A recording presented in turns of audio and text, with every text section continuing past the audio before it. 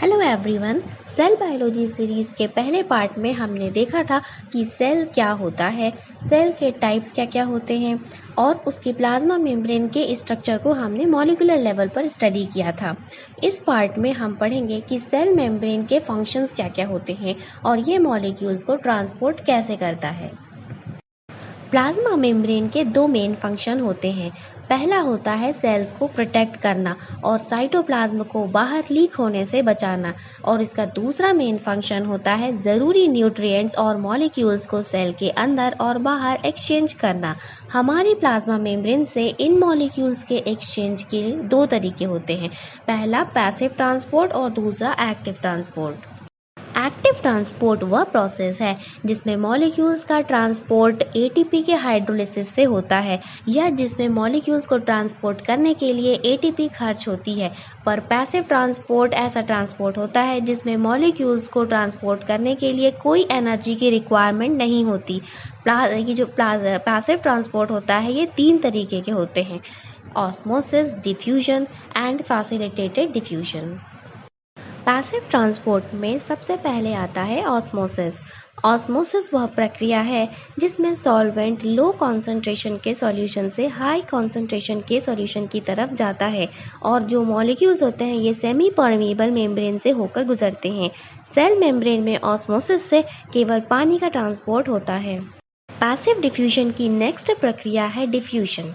Diffusion में molecules का movement higher concentration से लोअर कॉन्सेंट्रेशन की तरफ होता है और इसमें एनर्जी की कोई भी रिक्वायरमेंट नहीं होती। यह प्रोसेस अपने आप ही चलता रहता है। एग्जाम्पल के लिए water, oxygen, carbon dioxide, ethanol और यूरिया का डिफ्यूजन इसी तरीके से होता है। पैसिव डिफ्यूजन की अगली प्रक्रिया है फैसिलिटेटेड डिफ्यूजन। ये एक डिफ्यूजन का ऐसा प्रोसेस है जिसमें मॉलिक्यूल्स अपने हायर कॉन्सेंट्रेशन से लोअर कॉन्सेंट्रेशन की तरफ मूव तो करते हैं लेकिन उन्हें नीड होती है एक कैरियर की। इसमें एग्जांपल्स हैं ग्लूकोज मॉलिक्यूल्स, सोडियम के आयंस, पोटेशियम आयंस, और इस तरह के जो आयंस हैं ये फैसिलिटेटेड डिफ्यूजन का यूज़ करते हैं। सेल के अंदर इन आयंस का मूवमेंट बहुत ही इंटरेस्टिंग है। ये एक आयन चैनल्स के थ्रू मूव करते हैं। आयन चैनल्स का फॉर्मेशन इंटीग्रल मेम्ब्रेन प्रोटीन के द्वारा होता है। कुछ ion channels open and closed होते रहते हैं, इन्हें गेटेड आयन चैनल्स कहते हैं। इन गेट्स की ओपनिंग और क्लोजिंग हाईली रेगुलेटेड प्रोसेस के थ्रू होती है। फैसिलिटेटेड डिफ्यूजन के गेटेड चैनल्स तीन टाइप के होते हैं, voltage gated channel, ligand gated channel और mechano gated channels. Facilitated diffusion को और अच्छे से समझने के लिए एग्जाम्पल के लिए हम पढ़ेंगे ग्लूकोज के ट्रांसपोर्टर्स। ग्लूकोज मॉलिक्यूल्स यानी C6H12O6 ये हमारे शरीर में ऊर्जा का सबसे प्रमुख स्रोत है। यह फैसिलिटेटेड डिफ्यूजन के माध्यम से ट्रांसपोर्ट होता है। ग्लूकोज के 5 ट्रांसपोर्टर्स होते हैं, GLUT1, GLUT2, GLUT3, GLUT4 और GLUT5। ग्लूकोज हमारे प्रत्येक सेल को ऊर्जा देता है, इसलिए इसके ट्रांसपोर्टर्स हमारे हर सेल्स में पाए जाते हैं। ये ग्लूकोज के मॉलिक्यूल्स एक चैनल के माध्यम से सेल के अंदर और बाहर एग्जिट करते हैं या डिफ्यूज़ होते हैं। ये चैनल्स हमारे प्लाज्मा मेम्ब्रेन के इंटीग्रल मेम्ब्रेन प्रोटीन्स फॉर्म करती हैं। हमारे शरीर में ग्लूकोज का होम्योस्टेसिस यानी ग्लूकोज का लेवल मेंटेन करने का काम पैंक्रियाज करती हैं। पैंक्रियाज में पैंक्रियाटिक बीटा सेल्स होते हैं जो इंसुलिन का सिक्रीशन करती है और ये हार्मोन यानी इंसुलिन हार्मोन ग्लूकोज का कॉन्सेंट्रेशन ब्लड में मेंटेन करता है, यानी उसे 100 mg/100 ml ब्लड की जो कॉन्सेंट्रेशन है, जो नॉर्मल कॉन्सेंट्रेशन है, उससे आगे या कम नहीं होने देता। फैसिलिटेटेड डिफ्यूजन गेटेड चैनल्स के द्वारा होता है। गेटेड चैनल्स तीन टाइप के होते हैं, voltage gated channels, ligand gated channels और mechano gated channels. Voltage gated channels electrical signals का जनरेशन करती हैं, इसलिए इन्हें वोल्टेज गेटेड कहते हैं। इन आयन चैनल्स की ओपनिंग इस बात पर डिपेंड करती है कि इसके दोनों साइड में आयंस में चार्जेस में, उनके टोटल चार्जेस में क्या डिफरेंस है। जब दोनों तरफ के चार्जेस में डिफरेंस होता है तो इस चेंज इन वोल्टेज की वजह से ये चैनल्स डीपोलराइज हो जाते हैं। डीपोलराइजेशन की वजह से इन चैनल्स में स्ट्रक्चरल चेंजेस आते हैं और ये ओपन हो जाते हैं। ओपन होने की वजह से जो आयंस हैं वो इसके थ्रू पास हो जाते हैं। हमारी सेल मेम्ब्रेन से sodium ions, potassium ions, chlorine ions और कैल्शियम आयंस का मूवमेंट इन्हीं वोल्टेज गेटेड चैनल्स के माध्यम से होता है। Ligand gated channels. Ligand gated channels वो चैनल्स होते हैं जिन्हें ओपन करने के लिए लिगेंड की ज़रूरत पड़ती है। इसमें एक लिगेंड आउटर सरफेस पर अटैच होता है। आउटर सरफेस पर अटैच होने से इसमें कॉन्फर्मेशनल चेंजेस आते हैं और ये चैनल्स ओपन हो जाते हैं। ओपन होने के बाद जो भी सॉल्यूट्स या मॉलिक्यूल्स या आयंस होते हैं ये इनके थ्रू पास हो जाते हैं। एग्जाम्पल के लिए न्यूरोट्रांसमीटर्स हमारी नर्व सेल्स में पाए जाते हैं। हमारी नर्व सेल्स में सिग्नल्स जनरेट होता है। हमारे नर्व सेल्स में जो सिग्नल्स जनरेट होते हैं उसे जनरेट करने के लिए आयंस का फ्लो मेंटेन करना पड़ता है। यानी एक न्यूरॉन से दूसरे न्यूरॉन तक आयंस का फ्लो मेंटेन करना होता है, तब सिग्नल्स जनरेट होते हैं। और यहाँ पर एसिटाइल कोलाइन एक लिगेंड के रूप में काम करता है। यानी नर्व सेल्स में एसिटाइल कोलिन लिगेंड का काम करता है और चैनल्स पर अटैच हो जाता है। चैनल्स पर अटैच होने से ये चैनल्स मतलब ये ओपन हो जाते हैं और आयंस का फ्लो करने लगते हैं। एसिटाइल कोलाइन के अलावा CAMP यानी कि साइक्लिक एडेनोसाइन मोनोफॉस्फेट भी एक लिगेंड है। यह कैल्शियम आयंस के चैनल्स को ओपन करने का काम करता है। CAMP कैल्शियम आयन चैनल्स के इनर सरफेस पर अटैच हो जाते हैं जिससे कैल्शियम आयन चैनल्स ओपन हो जाए। कैल्शियम आयन चैनल्स हमारी सेल्स में कैल्शियम की रिक्वायरमेंट को पूरी करते हैं। कैल्शियम आयन के चैनल्स हमारे हार्ट में भी पाए जाते हैं और ये हार्ट की फंक्शनिंग में इम्पोर्टेंट रोल प्ले करते हैं। Now mechanogated channels. हमारी तीसरे टाइप है मैकेनोगेटेड चैनल्स की।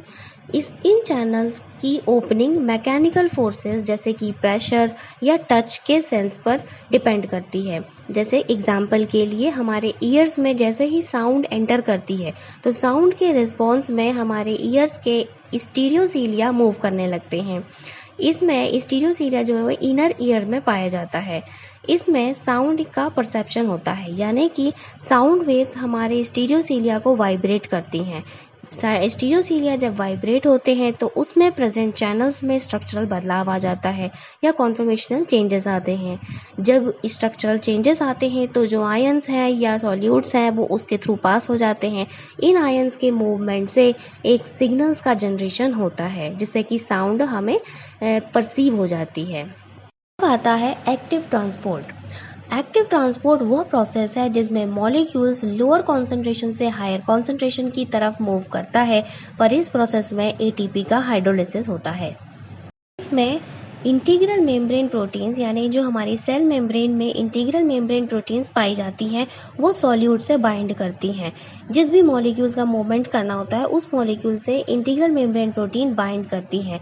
बाइंड करने की वजह से इन मेम्ब्रेन चैनल्स में स्ट्रक्चरल चेंजेस आते हैं।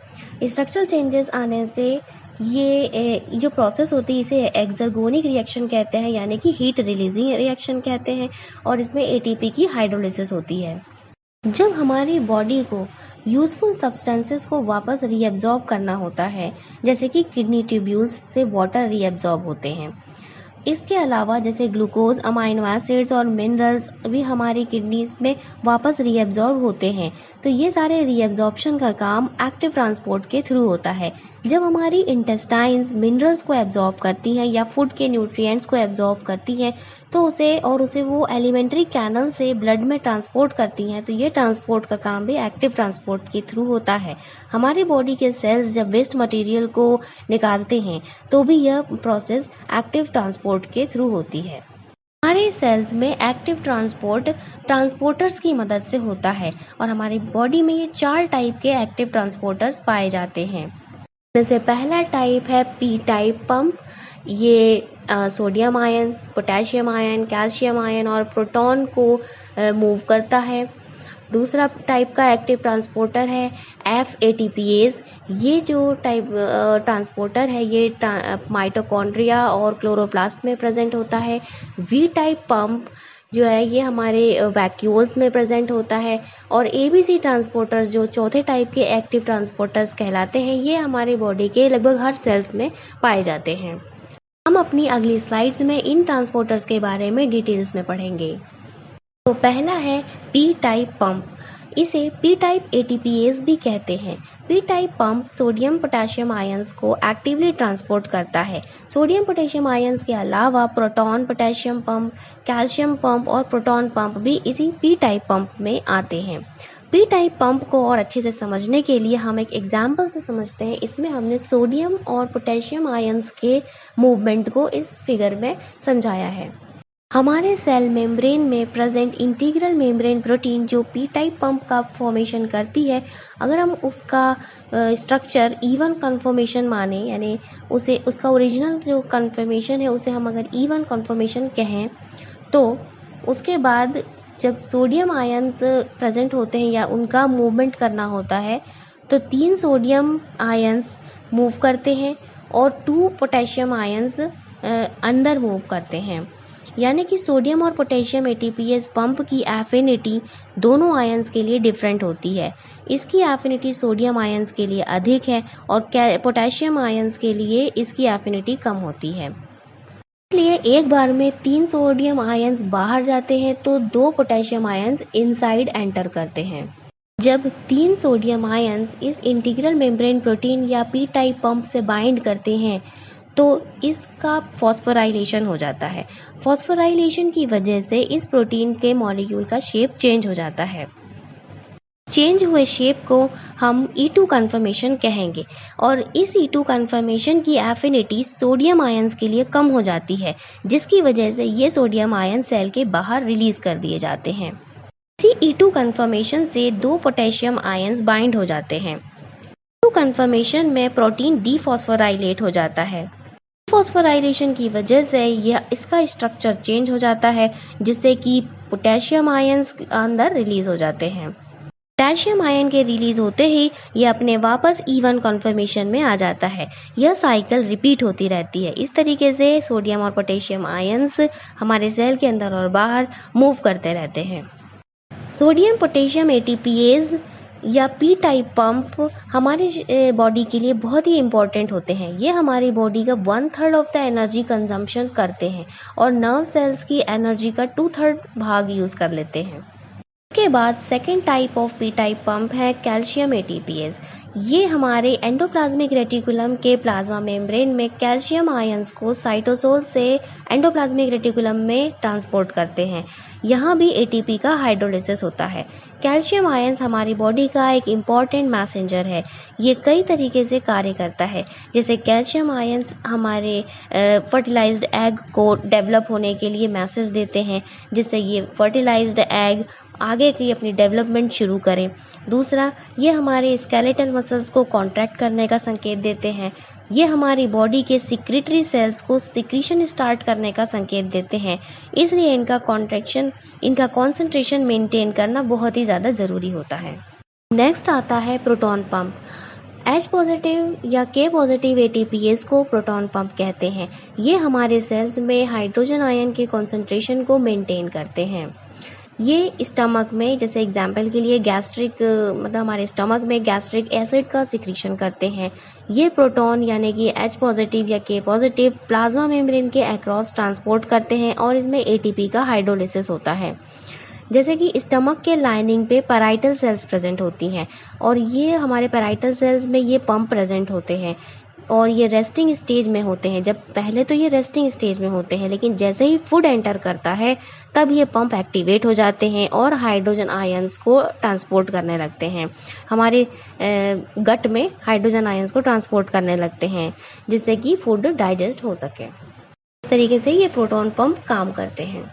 अब नेक्स्ट आता है FATPase। ये हमारी, जैसे हमें पता है कि हमारी बॉडी में एटीपी का प्रोडक्शन माइटोकॉन्ड्रिया करता है। एटीपी के प्रोडक्शन में F टाइप पंप का बहुत रोल होता है। यह पंप हमारे सेल्स में माइटोकॉन्ड्रियाज में प्रेजेंट होते हैं।